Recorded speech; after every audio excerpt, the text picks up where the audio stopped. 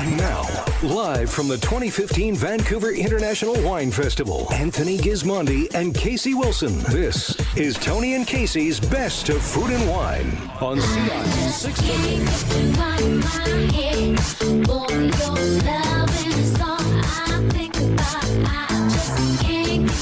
Welcome back to the Best of Food and Wine. I'm Tony Gismondi. I'm Casey Wilson. We're live tonight from the floor of the Vancouver International Wine Festival. Australia is the theme. There's 55 Australian wineries in the room, but there are 110 other wineries spread around the joint. And I have had some fantastic wines today in France, in Germany, in Italy, and in British Columbia. So far, I've been in some of those sections. All good. And if you would like to come down to the festival, Arthur, we have tickets. Yes, we do. All you got to do is visit our Facebook page. We're also giving a pair of tickets away if you call 604-280-0650, and Dwayne will take your call. Wow. So that's courtesy of Wonderwall Wines from Margaret River. Just repeat that phone number one more time. 604-280-0650. Thank you to Wonderwall Wines from Margaret River. Visit them in the Australian theme section. And these are tickets for tomorrow night. Tomorrow night's tasting, yes. Right on. Our next guest is DLynnProctor. He's a winemaking ambassador working for Penfolds in Australia, living in Napa, traveling around the world, and when he's not starring in motion pictures. Exactly. I was going to say that wonderful documentary. Thank you very much, Casey. Saw him. Indeed.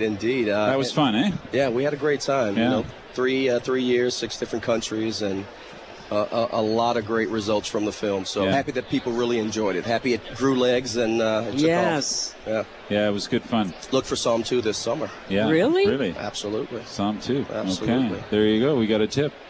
DLynn, how are you? Hey, doing very well. Happy to see you. You got a great job. First of all, traveling around talking about wine's great. Working with Peter Gago is amazing. Best. Yeah. He's such a great guy and a taskmaster and a fabulous winemaker. Absolutely. What kind of things are you learning from Peter Gago that you didn't know when you were a Somm?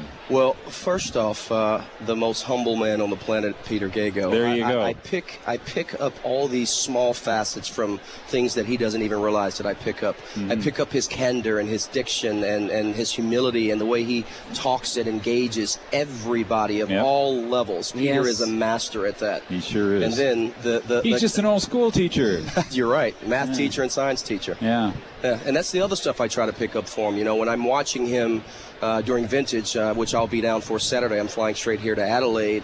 I just look at things that he does without asking questions. I watch what he does to wines, and I watch how he studies the pH and the acids and what he's looking for when he tastes the tannins and the seeds. And I pay very, very close attention to him, even in the vineyards. Art was trying to fix your microphone, but like a true Somm, you just felt him in the room. You could see what was going on, and you made your own adjustment. I just love that.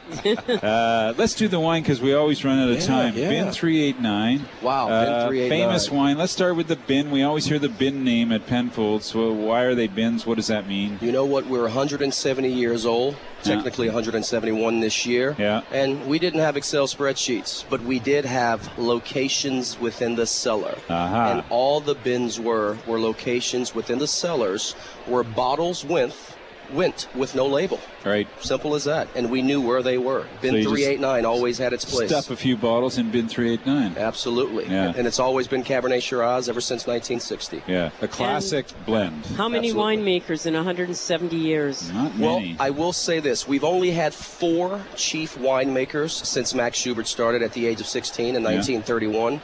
Peter Gago being current chief winemaker. And, of course, we had Mary Penfold, Dr. Christopher Rawson Penfold's wife, in the 1800s, of course, 1844 till about 1885. And then Thomas Highland Penfold, and then a few others between 1900 and 1931.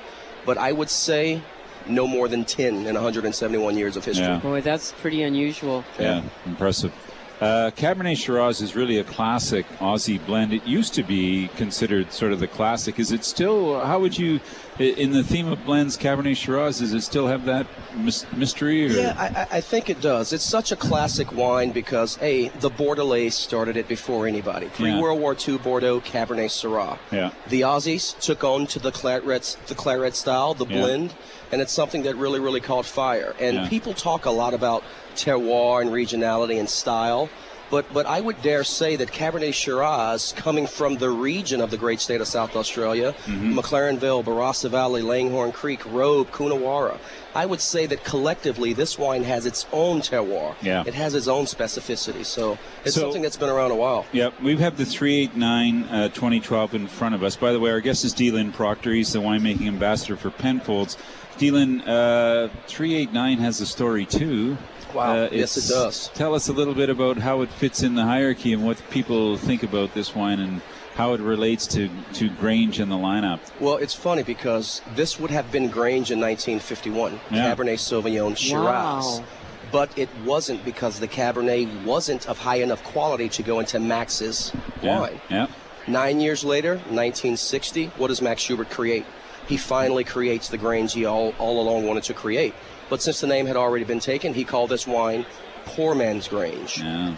It has since morphed into Baby Grange. Baby Grange, but yeah. Poor Man's Grange, Baby Grange, all the same. Yeah. And the beauty about the wine is in 57, 58, and 59, when we made Grange in secret, in 1960, when we first made this wine, we never used New American Oak.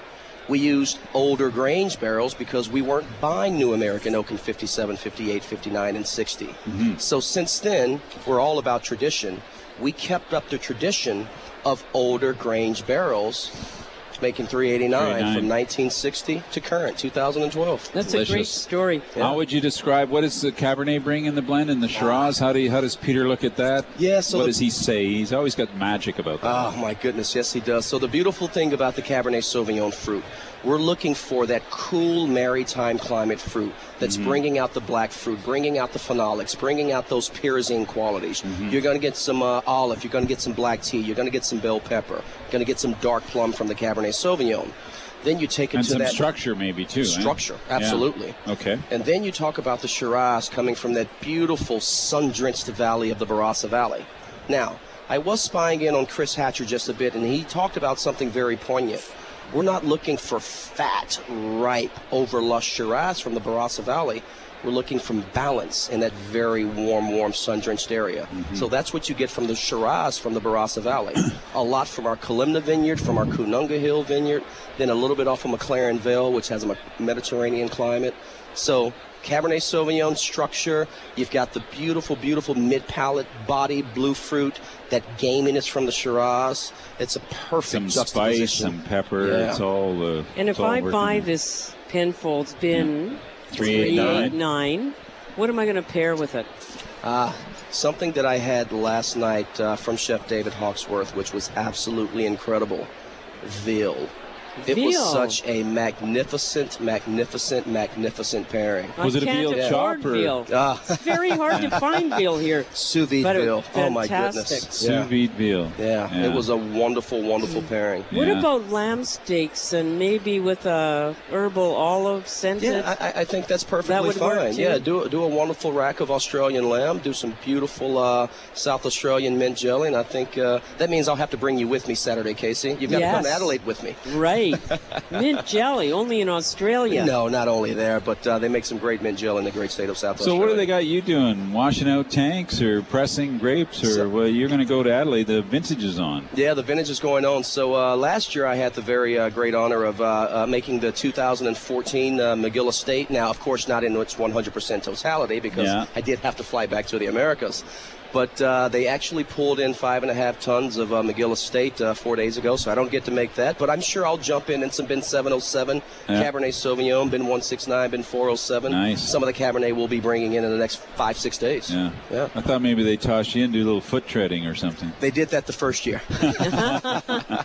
They just want to see if you're, really Oh, yeah. committed. That's not work what you Oh, do. yeah. No. You have a fun time. Very fortunate to talk to great people worldwide. Very, very fortunate to really just kind of preach the gospel of this 171-year-old winery and just talk about the ethos of the wine. Talk about how we are a new world winery, but Yeah. so steeped in the tradition of the old world. Yes. We don't try to be Perfect anything combination. but who we are. That's all we are. Yeah. So, Lynn, what's your first memory of wine? Wow. So I didn't drink wine, obviously, in high school. Some folks did. My parents didn't grow up drinking alcohol. I didn't see my mom drink anything, my dad drinking anything. And the few times I did sneak things in high school, it was beer, like all of us. It was Yes. beer. Post-Marine Corps, literally in 2001, the first sip of wine I had is I was imitating someone.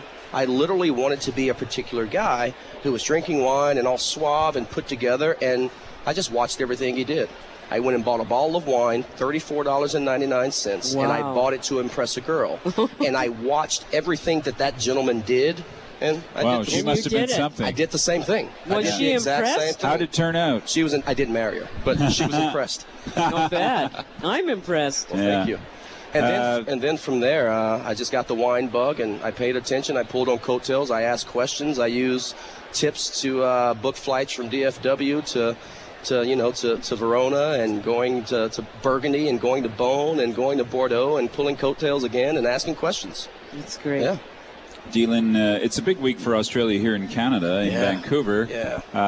Also in America, how do you feel about the whole acceptance now? There's a new shape to the Australian wine industry. Do you feel it in the U.S. as well? I feel it. I see it. I'm thankful for the energy that Shiraz and Australian wine is bringing. Of course, we all can talk about what's going on the last 7 to 11 years, but Australia's on the uptick. It should have always been on the uptick, but now people can really understand how and why we do what we do. The regionality, the blends, the single vineyards, the different types of mesoclimates and microclimates. We can be just as cool as Burgundy, just as cool as the Northern Rhone, just as cool as Bordeaux, just as riche as Napa Valley. We can be all those things. Yeah.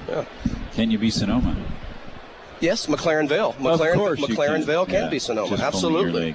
Yeah. DLynn, well, look, it's fantastic to catch up with you. Talk to the new Bin 389. Happy to be here with you. Delicious as always. And have a great week in Vancouver. You've got lots to do. One question. When will we see Peter Gago again? So hopefully, looks like he's slated to be with me here in the Americas and in Canada especially, in May. Don't quote that, but I think my great boss, Chief Winemaker Peter Gago, I will be around this great Maybe you'll have one of those province with him in clinics where you wear white coats and top up bottles. And Penfolds Recorking Clinic. That's something we've done since '91, and we look to continue that tradition here in Canada. We've done it a few times here with you. You have. And you were present for the Rewards of Patience in 2012. Yeah, that was a great tasting. Absolutely. DLynn, thanks so much for joining us tonight on the Best of Food and Wine. Good luck with the crowds. Thank you. Yeah, you got some work to do. I do. Yeah. I do. Take care. Cheers to you both, and happy to be with you. DLynnProctor, he's the winemaking ambassador for Penfolds Wines. Arthur, we're going to take a quick break, but we've got tickets. How can people get tickets to the show tomorrow night? We do have a winner for the caller. Congratulations to Mike Carpenter. Okay. You're going to the Winefest tomorrow, but we've also got 2 more pairs to give away. Visit our Facebook page, Best of Food and Wine with Anthony Gismondi and Casey Wilson. We've got a picture of some tickets. We're giving those away. We'll do a draw before 9 o'clock.